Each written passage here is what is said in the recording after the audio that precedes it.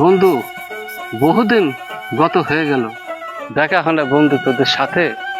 আমার মনে অনেক ইচ্ছা হয় একসঙ্গে আড্ডা দিই তোদের সাথে।